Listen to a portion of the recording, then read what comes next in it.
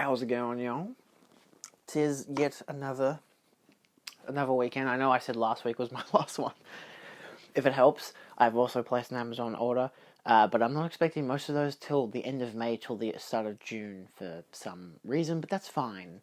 Also, if I seem like I have any issues with my face, it's because I've got an issue with my right eye. I don't know.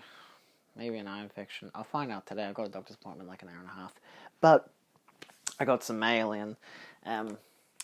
I say issues because I mean like it keeps watering, which is really annoying because I got like a bunch of videos I'd love to film, but I'm like, I can't film them until I can see again. Well, I can still see. I'm not like blind, almost, but you know.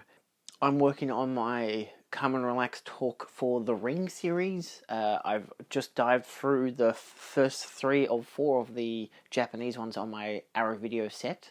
That being Ringu, Ringu 2, and Spiral. I'm yet to watch Ringu 0, and then I've got the 3 American versions to watch, so I'll be doing that as well. Hopefully expect that soon. I don't know. I figure it'd be fun. It's been enjoyable so far, so, you know. We'll start with the one I ordered like a month ago. That is Fiddler on the Roof. This one actually comes with a buttload of special features. I got this for $15 in the end from eBay because I had a $5 coupon and the person that was selling it, despite being in the UK, you know, the eBay Plus coupon applied to it, so that was great. I haven't seen this since I was a kid. I'm interested to rewatch it because it's been a hell of a long time. I don't know when I'll get around to it because it is 172 minutes, which is a lot longer than I remember, but I guess it is a musical, so sure, why not? But also, Dad wanted me to get it, so, because I think the actor had passed away recently, and Dad had mentioned, like, oh, you know, I'd really like to see Fiddler on the Roof again, because, you know, it's still on streaming.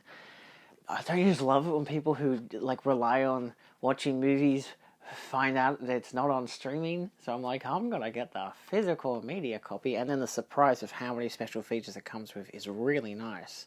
So I don't know if they're that good, because one of the special features is Fiddler on the Roof in high definition. That's a special feature. My god, it's almost as bad as the collector's editions that we get these days. Anyway, it's pretty good. Yes, my package is here. Thank you, shop. By the way, I got a package in today. So, I'm trying to not buy many Blu-rays anymore. Mostly because I want to watch what I've got. But sometimes I just don't need films, you know. I'm really delineating.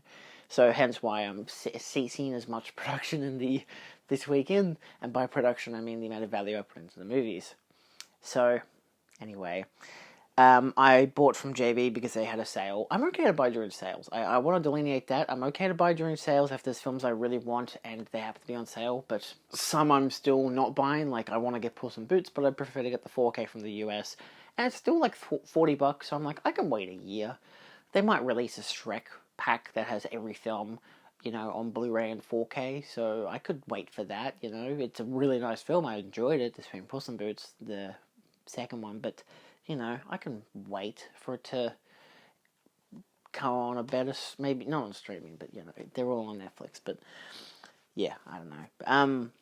That being said, like there was that. There's the Banshees of Inisherin. I still want to get that on Blu-ray, but it's on Disney Plus in 4K.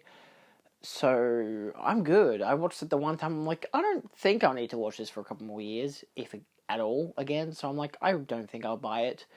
I'd like my dad to watch it, but I don't think I'm going to buy the Blu-ray, and we don't get a 4K in Australia, so, you know.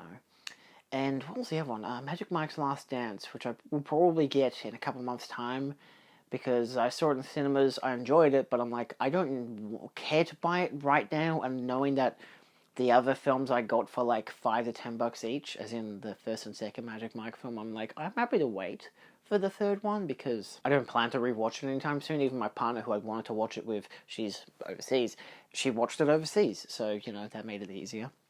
Anyway, got an upgrade with The Big Lebowski, because, I don't know, they had a 20% off at JB, and I figured, sure, I guess. I didn't really care much for it the first time I watched it. It's been a few years now, to the point that I don't think it's on my Letterboxd, but I do have the old Blu-ray. I have heard that the transfer for the 4K is a lot better, like in terms of color timing and everything, and it's a good production value kind of film, so yeah, I figure, you know, that could be fun. The film's alright. I liked it. It's just, it's not my favourite Coen brothers, you know? I like a lot more, I probably prefer their crime films, like I love Fargo and, shit, what the fuck's their first film called? It's not Neon, is it? Blood Simple, it's right there. Blood Simple, I love Blood Simple. They've got so many classics, you know? Big Lebowski is a classic in their comedy reign, and I'm not huge on their comedies. I like the was it Buster Scruggs or whatever, the one they had that was like an anthology series, Western. I like that one. That's on Netflix. That was pretty fun. So, yeah, I'll rewatch it, you know. Why not? Next up, we have one which I very much debated buying for a long time until my friend Phil said, of all the films that are that level of fucked up, he enjoyed it. He thought it was effective and worth watching. It's Martyrs.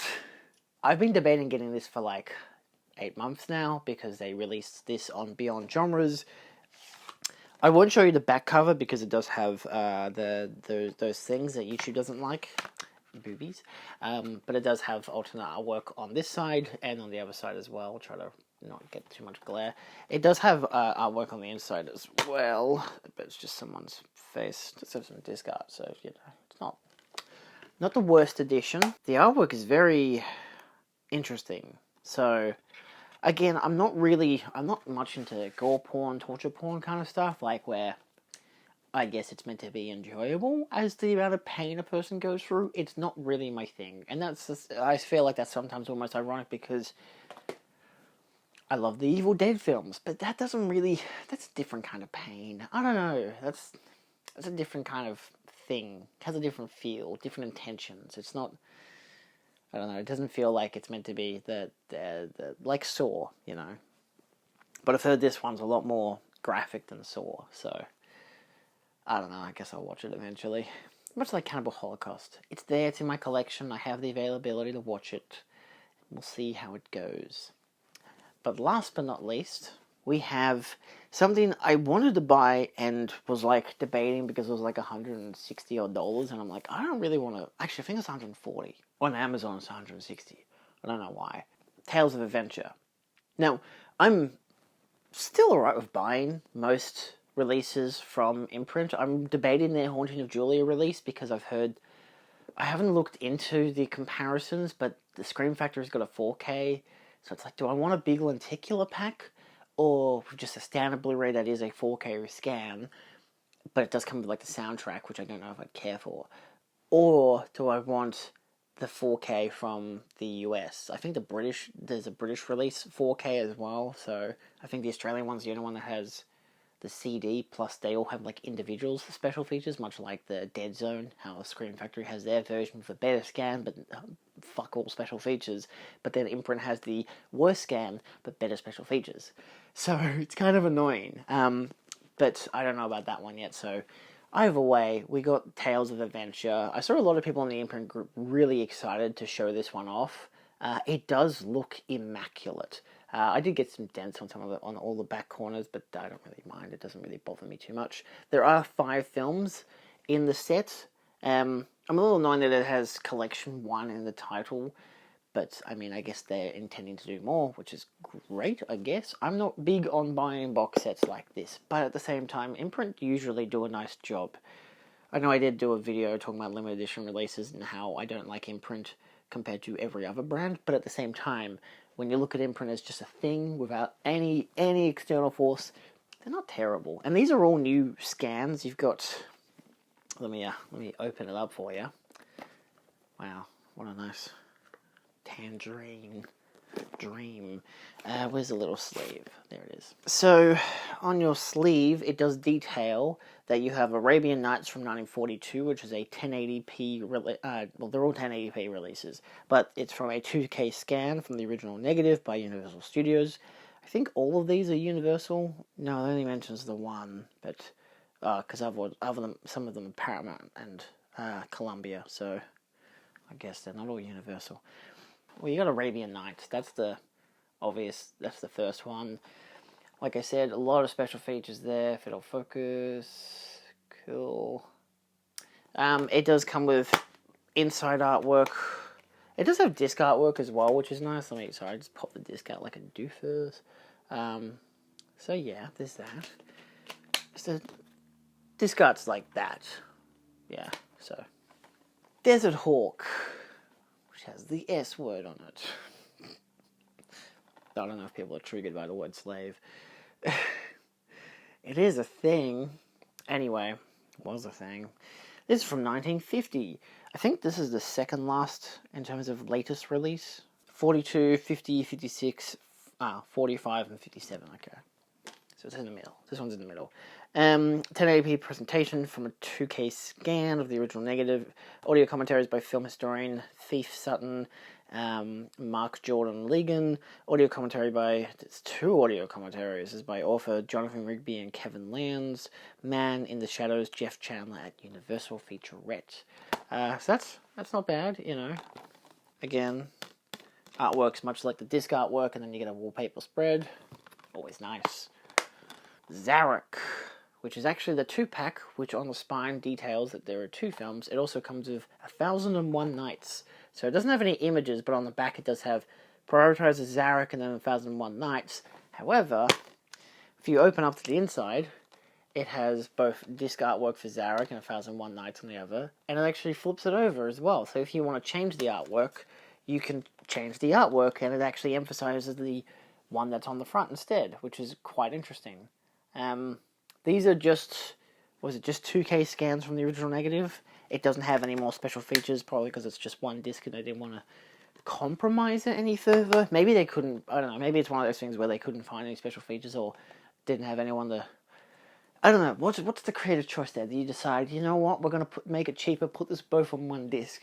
They'll both look nice, have a good bit rate, and then we won't screw over by adding anything more. Which I guess is fine, but, you know, it doesn't hurt to have a little featurette. Nevertheless, I like how they did the artwork instead of doing it like 2 covers. I maybe would have preferred on the front cover being on both sides, like so you get like what is it, Zarek and 1001 Nights. But I guess the reversible artwork's not a bad option as well. I don't know. I can be very particular with that. I've never really found a version that I like with how they've done it. Like I've got the 6 Gothic Tales set that Arrow Video did, and they have the same kind of thing where each set is like 2 films in one thing, and it's just reversible artwork, so you can prioritize which film you want to look at in terms of the artwork, so it's interesting. Anyway, last but not least is Omar Khayyam. This one is really interesting because it's actually a 1080p high-definition presentation of a 2022 6K scan from the original VistaVision negative. Audio commentary by historian Philip Berry, film historian Sheldon Hall, and Omar Khayyam. So they don't have much in terms of audio preferences. This is just like 2.0 mono, but they do have optional hard of hearing subtitles, which is always nice. So yeah, so this one's obviously in much interesting Technicolor. I think they're all Technicolor anyway, so yeah, I actually looked at the back of the box and it was like, oh, the total runtime for all of these is 7 hours and 33 minutes. And I'm like, wow, if I took a day off work, I could just binge all of these movies. And then it'll be like, everyone will come home and I'll be like, hey, I spent my day watching 5 movies. What did you do at your boring job? So, as an overall, it's a very nice set. I do like the artwork quite a lot. The artwork on the back is really interesting. I know it's not the full image because I've taken the lid off, but, you know, it's nice. I like when they've got, like, very specific angles and stuff. It very much looks like the Technicolor representation, which is always nice. So I can see why people are really endearing towards this set. So I'm pretty excited to watch them eventually. I feel like that's one of those things where I could do a calm and relaxed talk, because I like to talk about action and horror in that series, because it's like most of those are film series, you know, like Fast and Furious and Alien and The Ring and The Grudge. They're all either action or horror, so I like to do both. So I could do these as like action films. They're probably not really action films. I feel like they're like swashbuckling, sword and sandals kind of deal, more. I feel like whimsical to a degree, probably a bit more romantic, you know, drama-led over, you know, action-oriented. Probably some sword fighting in the scenes, but for the most part, I imagine that's what they're like. So, still, I'm pretty excited. figured I'd film an extra clip because I actually bought some extra stuff like the day after filming the rest of that. Anyway, yeah, no, actually, because I had a game in the city and I went to the Cinemaniacs after, but in between I went to JB, and of course I got some more films. The first one I'll show off is The Meg on 4K. Look, they had a 20% off. They released a trailer for the second film, and I do like monster movies. I've heard decent things, and even though my parents literally just watched it on Netflix, like as in tonight, and I'm like, oh, I didn't know you guys were watching my Blu-ray, and they're like, what Blu-ray? I'm like, you're watching The Meg, right? And they're like, yeah, it's on Netflix. I'm like, of course it is. Less compression, at least. I got the 4K because it was like $2 more than buying the Blu-ray, so I figured that's fine, I guess. I don't know. Either way. And last but not least, as probably to conclude this weekend for the next couple of weeks, I've still got that Amazon order coming in, but at least prior to my Blu-ray collection, Hammer Horror Triple Shock. I've been wanting to get this for a while, but it's like over $100, but it was like $87, which is fine. I mean, I found out that Nightmare, which is a part of this set, I actually already have. Not separately, it's actually a part of a different Hammer Horror set that Indicator had released, so that's it's kind of annoying, but at the same time, you know, I equated the price by getting the Meg as well, so this is the box. It's very glossy, so there's going to be a lot of, the frame, the viewfinder reflected in the image, but I'm going to try to get the focus. So you get the Evil of Frankenstein, Paranoiac, really weird word, isn't it? And Nightmare. Some nice artwork as an overall, like it's a really nicely designed set in terms of this, like this is very different, and this is from Umbrella. So it does come with a large selection of special features as well for each film. The main reason I wanted to get it was because of the Frankenstein film. I don't have the Frankenstein film, and it's pretty difficult to get it, so this worked out. Plus it comes with Hammer Time, a bonus Blu-ray disc featuring over 100 original Hammer trailers and TV spots. And it slides out because it does have details and whatnot at the base. It slides. So this is like kind of flimsy cardboard, but nicely glossy. It's interesting artwork. Pops out at you. Comes with 3 individual cases. You get artwork for characters on one side, on the other side. Looks like Frankenstein, and then you get the 3 individual posters, which is really nice. The red tint does actually kind of make it look really nice, and then you take them all out. You get a booklet, which delves into each film respectively, which is not bad. The Hammer films of Freddie Francis, because they're all directed by the same guy, which is pretty nice. So you get these little essays on each film. Blue on brownish it's a choice. That works a lot better, the orange, I think brighter colours on darker backgrounds work a lot better. I try to do contrast that with some of my thumbnails on the occasion. Red on this kind of browny black colour kind of works as well. But, so just little pieces on each film. And, it's basically just one large essay talking about the director. And I guess his work in horror and in Hammer Horror, so, you do get your Hammer Time disc, which does come with some nice artwork, some vampiric artwork. It comes with, it tells you every single trailer. Holy crap. So, if you want to pause and take a look, but it's, for the most part, I'm not going to read them all out, but some noteworthy ones. I mean, X the Unknown, I think I've got. I think that's part of the Quatermass series, which is in my Quatermass set, but it doesn't tell you that it's in the set unless you look at, like, the back cover. Anyway, I've seen Dracula AD 1972. It's not great, but, The Gorgon I have. Evil of Frankenstein. The Nanny. Dracula, Prince of Darkness, of course. Rasputin the Mad Monk. There's a lot of interesting ones in here, and this is, like, all of them. Film number 1. Nightmare. they're in no particular order, I guess. They don't have like numbers on the spine or anything. But they all come in clear acrylic cases. You get artwork on the front, which is really nice. I think it's original artwork by the looks of it. Artwork on the back, as well as detailing special features with an audio commentary of this one, and author and film historian Kim Newman discussed director Freddie Francis, plus a new Hammer House of Horror podcast on the episode of this film, Nightmare.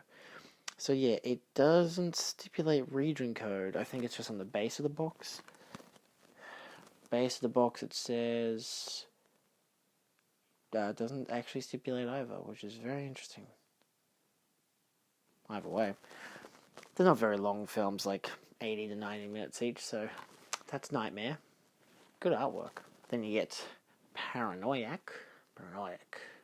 Again, audio commentary, new interview or discussion about an actor, and House of Hammer podcast again. So I guess it's very simple in terms of these two films of this selection of special features, but for the most part, not bad. You still get some decent disc artwork as well, inside artwork.